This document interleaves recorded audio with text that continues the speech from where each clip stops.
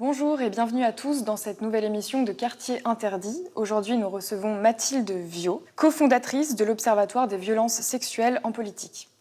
Mathilde Viaud est juriste en droit public, spécialiste de droit constitutionnel. En 2016, suite à l'affaire Baupin, députée d'Europe Écologie Les Verts, accusée d'agression et de harcèlement sexuel, elle fonde, avec d'autres assistantes parlementaires, le collectif Chères collaboratrices pour dénoncer le sexisme du monde politique. En 2017, elle rejoint le groupe de la France Insoumise et en 2021, elle lance le mouvement MeToo Politique. Mathilde Viaud, bonjour. Bonjour. Merci d'être avec nous. Merci à vous. Alors d'abord, est-ce qu'on peut revenir sur l'affaire Baupin qui a donné suite, comme on le disait, à la fondation du collectif Chères collaboratrices?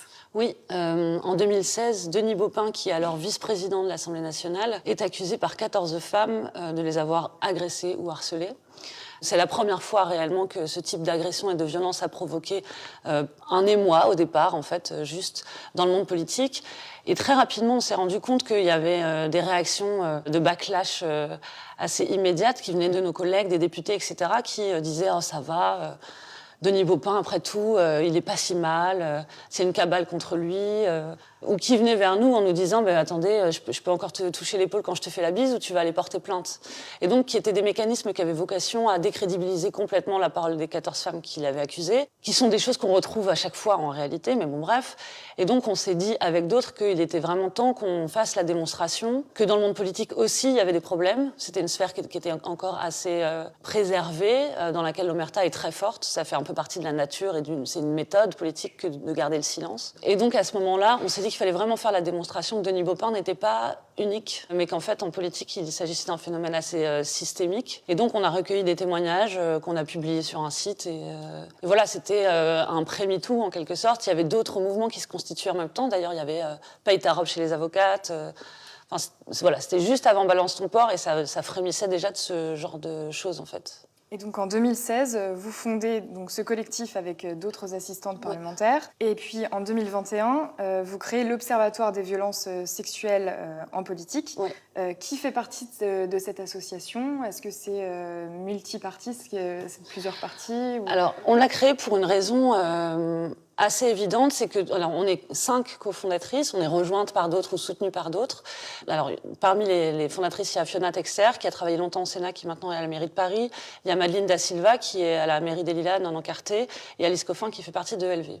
Et on a toutes discuté des difficultés qu'on avait, et dans nos institutions, moi à l'Assemblée nationale par exemple, d'autres au Sénat puis à la mairie, et au sein de nos partis, à vraiment faire émerger ces questions-là. Il nous a semblé nécessaire de faire un pas de côté et de créer quelque chose de collectif qui en fait viennent vraiment mettre la pression sur les organisations dont on faisait partie, mais qui en fait avaient tendance à vouloir gérer ça en interne, la plupart du temps avec beaucoup de bonne foi et de bonne volonté, mais ça nous semblait insuffisant. Et par ailleurs, il y a le problème de la droite en fait qui ne traite pas ces questions-là, et donc il fallait aussi pouvoir les forcer à aller sur ces questions-là, et c'est ce qui est en train de se produire. On a été rejointe et soutenue par Nelly Garnier, qui est une conseillère de Paris. Rachida Dati aussi se saisit de cette question-là. Donc voilà, la ligne bouge un peu partout, et la condition, c'était que vraiment on arrive à être visible en dehors des organisations. Et qu'est-ce que ce collectif a de plus que l'ancien, que Chères collaboratrices?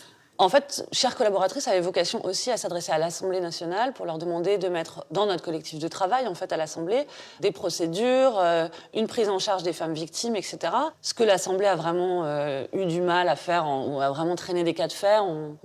Heureusement, on a eu l'appui de certains et certaines députés qui ont porté des amendements pour créer une cellule de veille, etc. Mais c'était 4 ans de plaidoyer.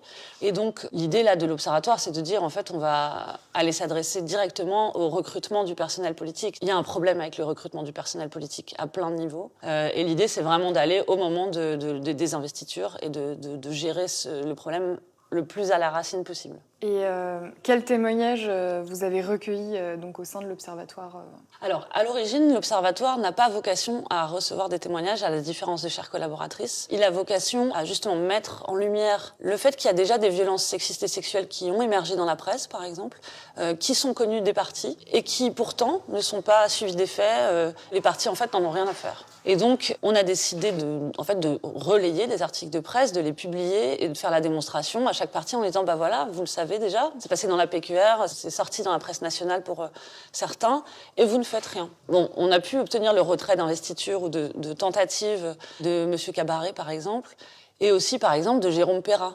On a pu faire la démonstration qu'il avait été condamné pour violence conjugale, et ça a été un vrai combat. On a vu qu'encore des mécanismes de défense se sont mis en place. Et puis le dernier en date, et là c'était un peu différent, on a reçu le témoignage des victimes de Damien Abad, qui était aussi en relation avec Mediapart, et on a décidé, nous, de transférer aux partis politiques ces signalements et de les transmettre aussi au parquet. Donc suite à cette lettre, quelles actions vous avez menées avec l'Observatoire ? On continue à mener ces actions-là, c'est-à-dire qu'il y a encore des députés qui sont accusés dans la presse locale, etc. Donc on continue à mener ce combat-là pour faire encore la démonstration que les partis, la plupart du temps, n'en ont rien à faire.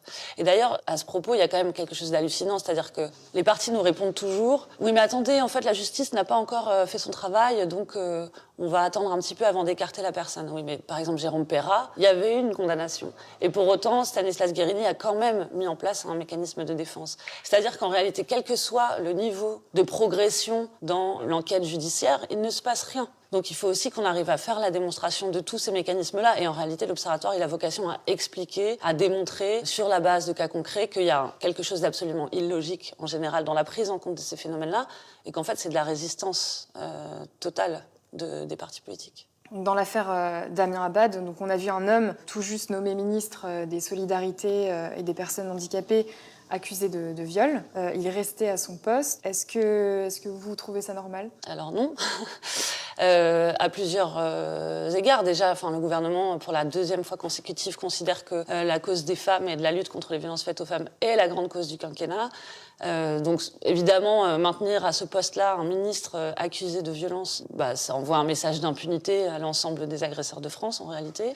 Mais il y a aussi une conception de l'État qui me dépasse complètement. C'est-à-dire que le gouvernement considère que Damien Abad, alors même qu'il porte une charge d'intérêt public, d'intérêt général, qu'il est censé s'occuper d'un portefeuille qui est important, celui des solidarités et des personnes en situation de handicap, est maintenu alors même qu'il ne va pas pouvoir sereinement effectuer ses fonctions. Moi, je trouve ça quand même fou de me dire que peu importe, en fait, ce ministère du coup est complètement dévalué parce qu'il va pas pouvoir travailler correctement. Et ils montrent le mépris qu'ils ont de l'État et de son bon fonctionnement. Il y a aussi la présomption d'innocence. Alors ça, la présomption d'innocence, c'est hyper marrant parce que je comprends que les gens en parlent, mais en réalité, ça n'a rien à voir. La présomption d'innocence, c'est s'assurer que quelqu'un n'est pas envoyé en prison sans procès. Nous, on ne demande pas à Elisabeth Borne de mettre en prison Damien Abad.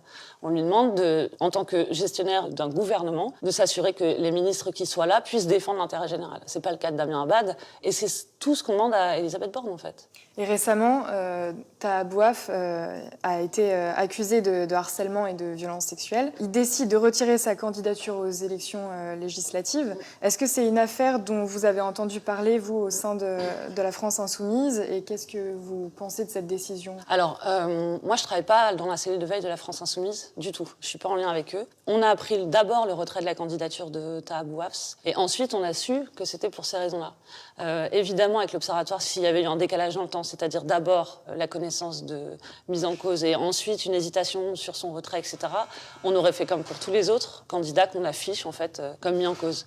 Je pense que ce que ça traduit, cette décision-là, et sa vélocité quand même, c'est que les choses commencent à s'imprimer un peu dans certains partis et que la mise de pression que l'on fait fonctionne. Donc je pense que c'est une bonne chose.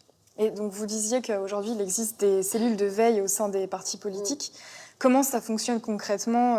Quelle est la procédure mise en place quand on reçoit un signalement ? Alors, encore une fois, je n'en fais pas partie, donc je n'en sais rien. Les premiers qui ont constitué une cellule de veille, c'était ELV. Après l'affaire Bopin, les cellules de veille, en gros, reçoivent, d'après ce que je comprends, mais elles fonctionnent toutes un peu différemment. Et il y a vraiment quelque chose d'assez tâtonnant, parce qu'en fait, c'est des partis qui réfléchissent à ces questions-là, qui n'ont pas encore la culture pour traiter ces violences-là. C'est-à-dire qu'encore maintenant, dans les partis, on se dit que c'est des histoires de sexe qui ont lieu entre deux personnes, et on se dit pas que c'est des histoires de violence systémique.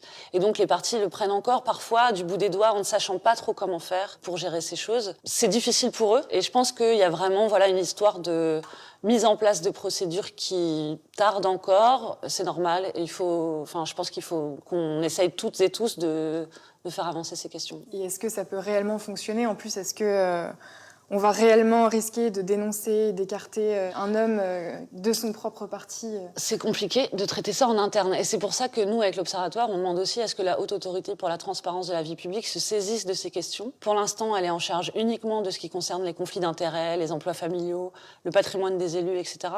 Ça nous semble important que ces missions soient élargies à ce genre de choses, à voir comment elles s'en chargent. Il y a probablement des procédures qui sont applicables aux conflits d'intérêts, qui sont applicables aussi aux violences sexuelles et sexistes. Mais il faut travailler avec eux et ça demande... je pense que ça peut être mis en place rapidement, mais il faut qu'on travaille, quoi.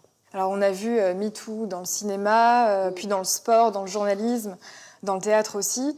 Maintenant, on parle du monde politique, donc on se rend bien compte en fait qu'il s'agit d'un problème systémique. On l'a vu en fait avec Weinstein, qui s'attaquait lui à des jeunes filles du monde du cinéma, qu'elles soient actrices ou assistantes. Même constat avec l'affaire PPDA, qui s'en prenait à des filles, qui rêvaient de devenir écrivaines, grandes journalistes. Est-ce qu'il ne s'agit pas aussi de maintenir le pouvoir au même endroit ? Ah ouais, clairement. Il y a deux choses dans ce que vous avez dit, c'est que moi j'ai l'impression que plusieurs sphères de la masculinité avaient déjà été questionnées. Les hommes pauvres avaient déjà été plus ou moins questionnés. On imagine que les agressions et que tout ce qui se passe de violence, ça vient toujours de classes sociales inférieures ou de personnes racisées.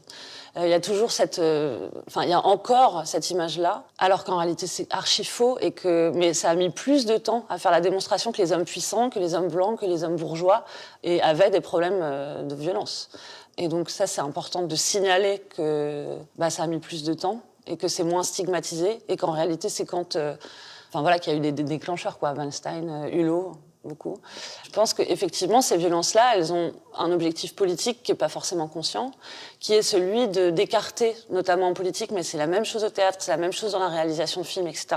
C'est d'écarter des personnes dont on ne veut pas qu'elles soient en charge du récit, de la prise de parole publique, du cinéma, de ce qui se passe, de la représentation, en fait. Et donc de ce qui reste dans l'histoire après, etc. Donc il y a un vrai enjeu à cet endroit-là où on a l'habitude que l'incarnation soit une incarnation masculine et ils se défendent.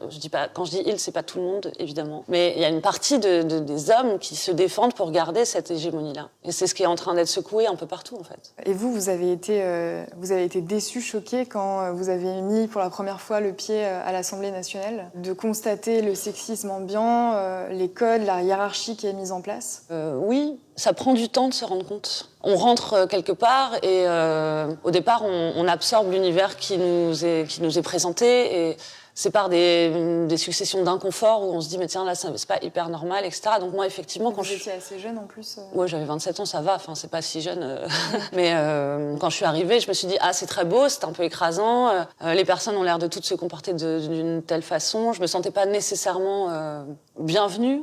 J'avais un peu l'impression d'être une anomalie du système. Mes parents sont pas des grands bourgeois, j'ai pas cette culture-là. Donc voilà, oui, c'est un peu des codes et des mécanismes qui sont mis en place par justement des personnes qui ont toute l'hégémonie du pouvoir, quoi.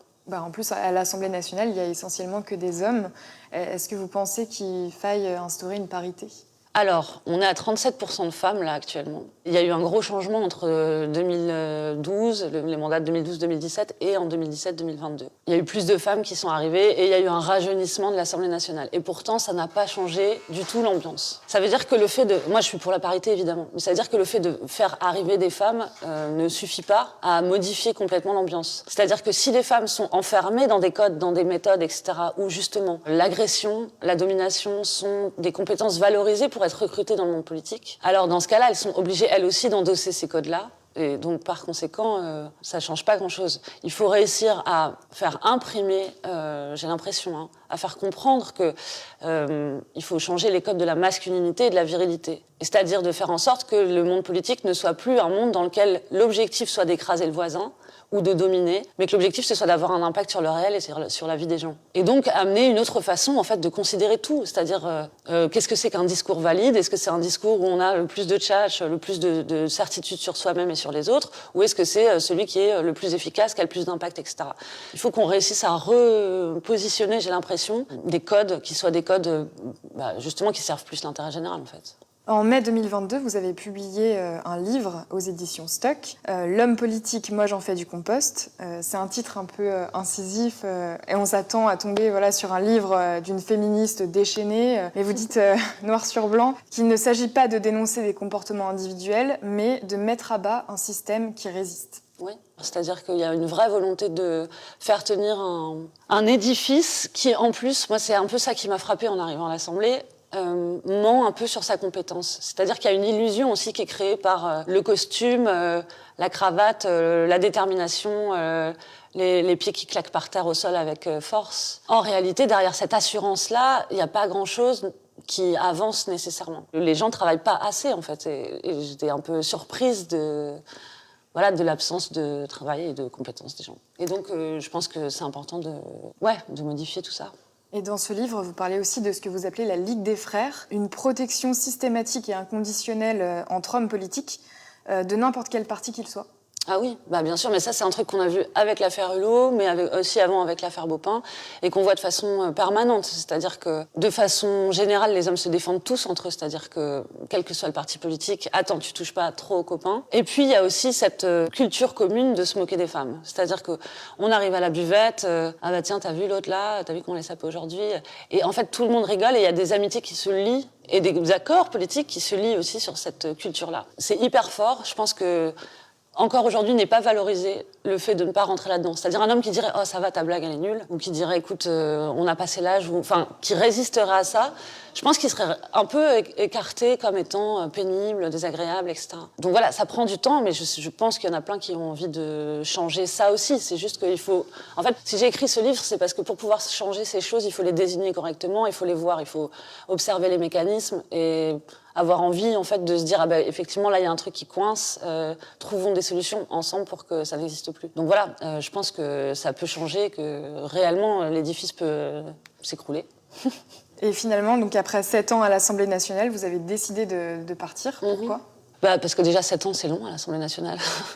Et que je vois pas trop ce que je peux apporter de supplémentaire. Enfin, j'ai essayé de faire du mieux possible là où j'étais, mais je pense que je vais essayer de continuer ailleurs, mais je sais pas encore où. Voilà. Merci beaucoup Mathilde Viau d'avoir accepté notre invitation. Je rappelle que vous êtes la cofondatrice de l'Observatoire des violences sexistes et sexuelles en politique et autrice du livre L'homme politique, moi j'en fais du compost aux éditions Stock. Merci. Merci à vous d'avoir suivi l'émission et à très bientôt sur QG.